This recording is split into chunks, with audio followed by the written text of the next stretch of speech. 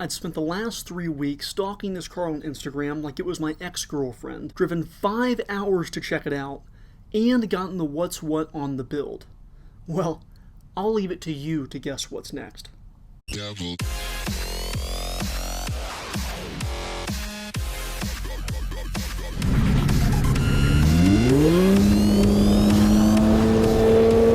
Yeah, go ahead. That was our GoPro.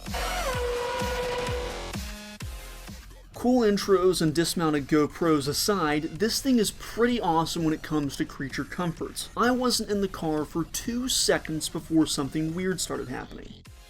The seat has just moved. Was that like an automatic thing? Yeah, depending on what key fob you are, it'll move to whatever driver. Apparently, this is actually a custom drive setting that comes linked to the different keys you can get with your Acura. So if you and the wife split driving duties on your car, depending on which key you use, the second you put it into the slot, the seat will actually adjust to your height automatically. And when you get out, the seat will actually go back to make it easier for you to jump out of the car.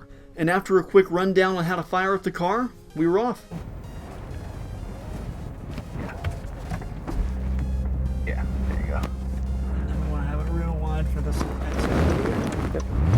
Plenty of distance. Perfect. Nice. All right. Red light camera ahead.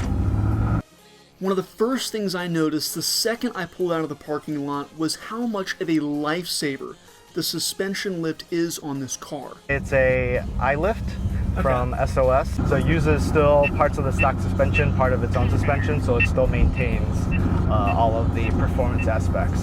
So totally trackable, totally drivable. Besides the lifting part, it still maintains like the magnetic suspension and stuff like that. It's total lifesaver. Like certain Dunkin' Donuts, certain people's houses, like driveways are brutal, so I know there's no way you can get up it, especially being lowered. And really, even with the custom suspension, I don't feel like I'm getting the shit beat out of me. The dampeners are still working. I'm cool with a rough ride car. I grew up racing go-karts with zero suspension, but the race car for the road is fun to an extent. And this is nice because you have the custom suspension, but it's not trying to kill you. So this is quiet, so it can go into EV. So sport is kind of more of like whatever daily driving mode. So a little bit more engine, a little bit more exhaust. In red, serious mode. So now the valves are open, and we have most of the performance aspects of the car opened up in Sport Plus. And shortly after that, 2 of my favorite questions ensued. Number 1. So when it says K-Man, does it mean like there's a cop car up here? Not totally. Okay. And my personal favorite, number 2. If you don't mind, will you just check it real quick? Which of course led to this. Go ahead. That was our GoPro. Something disconnected. Alright.